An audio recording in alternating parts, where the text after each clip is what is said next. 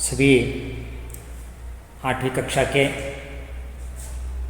विद्यार्थिनियों को इस 8वीं कक्षा के हिंदी विषय के दूसरे अवधि में जो मैं इस पढ़ाने की सिलसिला में इस निरंतर क्रिया में आपको स्वागत करता हूँ। बच्चों, पहले वीडियो में मैंने आपको पहले प्रार्थना कविता के 2 पैराग्राफ के बारे में बताया था। सही है। उसके साथ प्रार्थना का अर्थ, संदेश और साथ में 2 पैराग्राफ के बारे में हमने चर्चा की थी। तो आज चलिए बच्चों, आप लोगों को प्रार्थना कविता के तीसरे पैराग्राफ की तरफ आपको ले चलता हूँ। तो बच्चों, प्रार्थना कविता का तीसरा पैराग्राफ है। आपके मोबाइल के दृश्य में आप देख रहे हैं, छोटे बड़े सभी मिल जाए। छोटे बड़े सभी मिल जाए। कहाँ पर मिल जाए? युद्ध करने में, झगड़े करने में, मारपीट में नहीं बच्चों। इसका अर्थ वो नहीं हो सकता। छोटे बड़े सभी मिल जाए, इसका अर्थ है समाज में एक अच्छा काम होने के लिए, समाज में रहने वाले लोगों की भलाई होने के लिए, समाज में रहने वाले समाज को स्वस्थ बनाने के लिए, समाज को एक स्वस्थ समाज बनाने के लिए, सुंदर समाज बनाने के लिए, आपस में बड़े हो या छोटे हो, अमीर हो या गरीब हो, जात पांत हो या भाषा हो, इसी तरह से कभी भी हम भेदभाव नहीं कर सकते।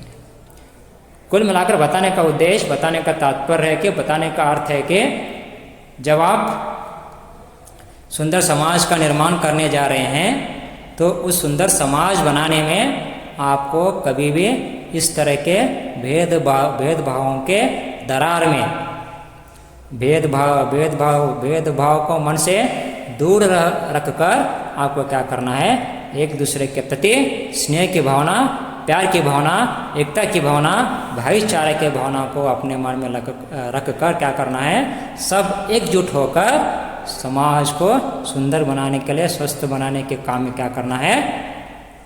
लगाना है। इसलिए बता रहे हैं, आपके मोबाइल स्क्रीन में देख सकते हैं, छोटे बड़े सभी मिल जाए।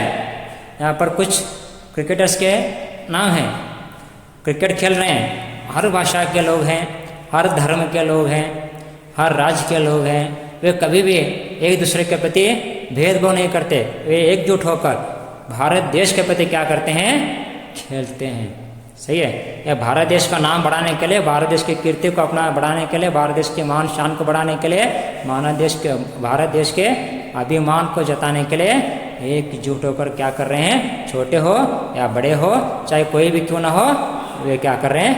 मिलजुल कर काम कर रहे हैं। ऐसे बच्चों, गिरे हुए को तुरंत उठाए। जिंदगी में क्या करते रहते हैं? कुछ लोग गिरे होते हैं। इसका अर्थ है जो गिरे होते हैं उन्हें तुरंत हम ऊपर उठाएं, ऐसा नहीं। उसका अर्थ वो नहीं है। अगर आप कक्षा में जब आप स्कूल को आते हैं तो आप आते कुछ लोग, कुछ लड़के गिरते हैं, तो जमखंड सर ने बताया कि जो गिरते हैं उन्हें तुरंत उठाएं। उसका अर्थ वो नहीं है। गिरते हैं तो उठाना है, लेकिन आपको देखने के बाद बार बार गिरते जाते हैं तो आप बार बार उन्हें उठाते हैं? नहीं। इसका अर्थ क्या है? गिरे हुए को तुरंत उठाएं। बताया क्या है? आपके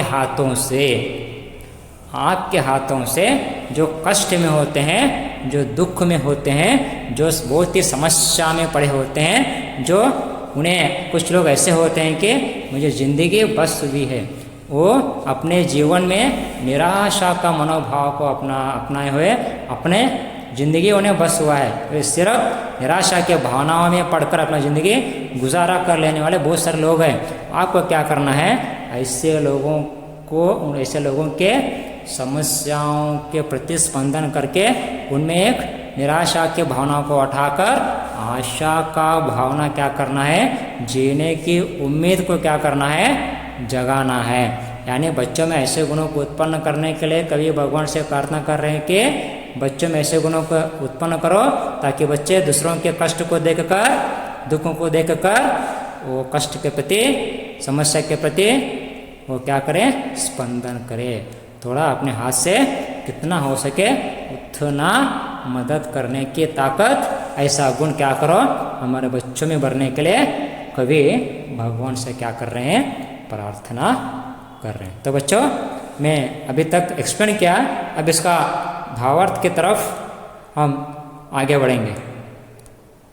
भावार्थ, छोटे बड़े सभी लोग मिलजुल कर रहना चाहिए। मैंने बताया छोटे बड़े सभी मिल जाए, चाहे अमीर हो, गरीब हो, बड़े हो या छोटे हो, अमीर ऊंच नीच के हो, क्या भी हो, सब मिलकर गिरे हुए लोगों को, मैंने बताया जिंदगी में जो लोग बहुत ही संकट में होते हैं, बहुत ही दुख में होते हैं, तो ऐसे लोगों को क्या करना है, थोड़ा मदद करके उन्हें भी जिंदगी जीने की एक अवसर देने के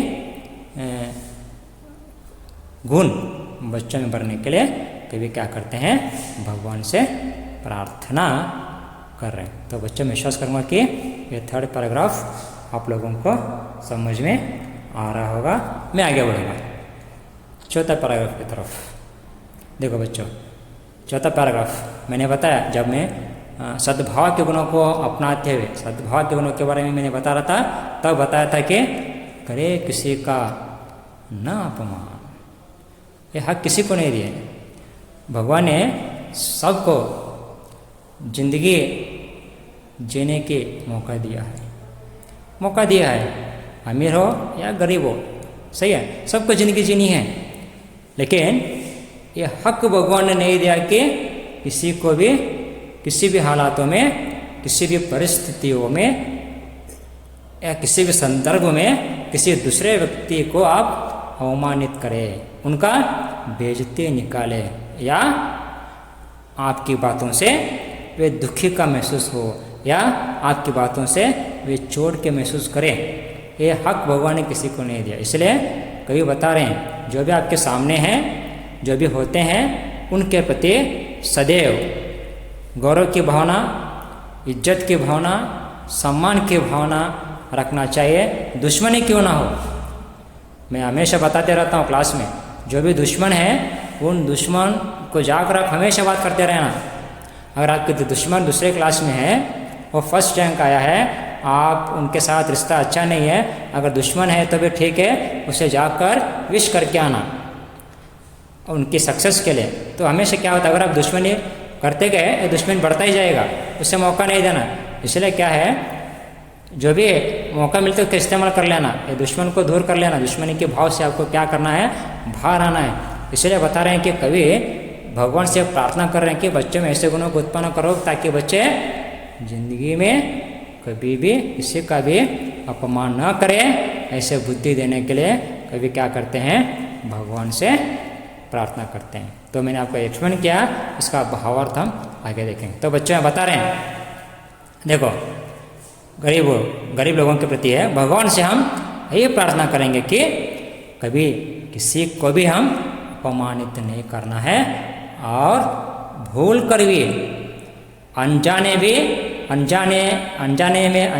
भी हमसे क्या करना है, भूल नहीं होना चाहिए, भूल कभी भी नहीं करना चाहिए। ऐसा अपने आप को क्या करना है, तैयार करना है। तो विश्वास करता हूँ कि बच्चों जो आपको पढ़ा रहा हूँ शायद समझ में आ रहा होगा। आगे बढ़ूँगा, देखो आगे का अर्थ है, आगे का पैराग्राफ, एक रहे सद्भाव रखे।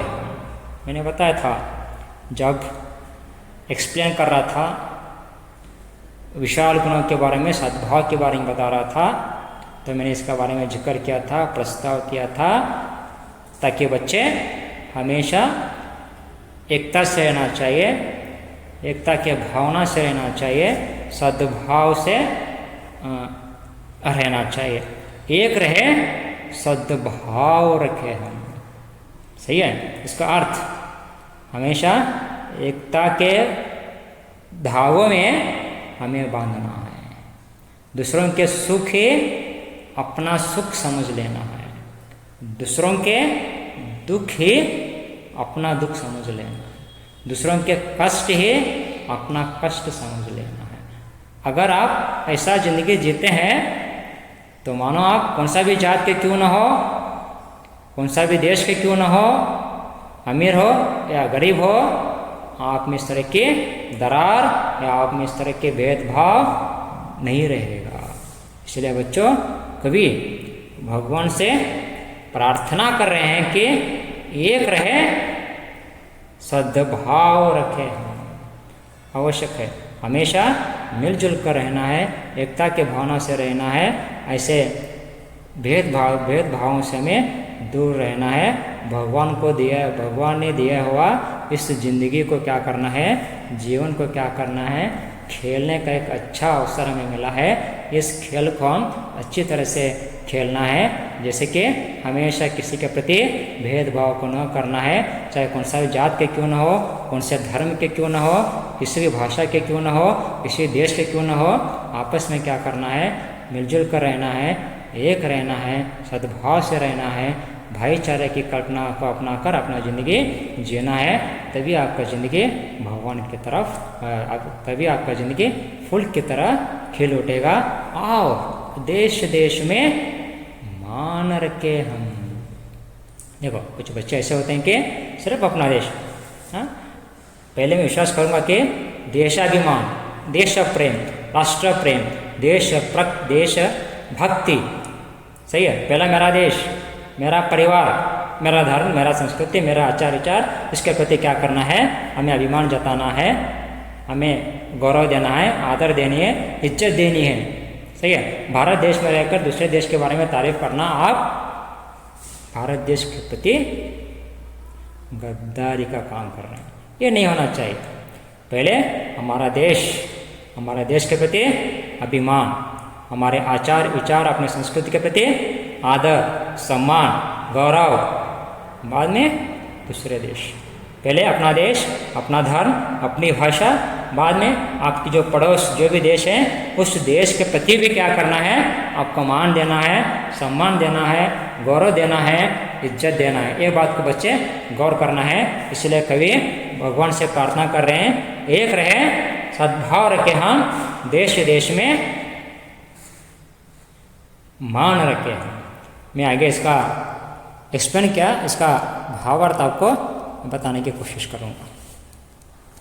एक रहे, सद्भाव रखे हम, यानी इसका अर्थ है हम सब एक है, सभी धर्मों वाले एक ही है और हम सब एक है। हमारे देश पर हम आदर रखेंगे, गौरव करेंगे, भक्ति रखेंगे, इज्जत रखेंगे। हमारे देश के ऊपर किसी तरह की आंच न आने देंगे। कभी भी देश के प्रति, देश की इज्जत के लिए, मान के लिए, सम्मान के लिए हम हमेशा लड़ते रहेंगे। तो बच्चों, मैं आप लोगों को कम से कम 4-5 पैराग्राफ के बारे में आप लोगों को एक्सप्लेन किया हूँ। मैं विश्वास कर रहा हूँ कि जो आपको मैं पढ़ा रहा हूँ आपको समझ में आ रहा है।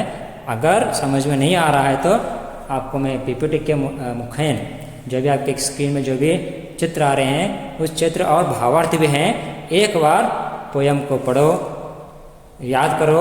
ऑलरेडी सभी विषय के जो किताब आपके मोबाइल में भेज दिए गए हैं, ताकि आप उसे डाउनलोड करके उसके बारे में जो भी हैं पैराग्राफ्स देखो, अर्थ समझो, सही है। तो विश्वास करूँगा कि बच्चों ये दूसरा अवधि में मैं इतने पढ़ाने की कोशिश करूँगा।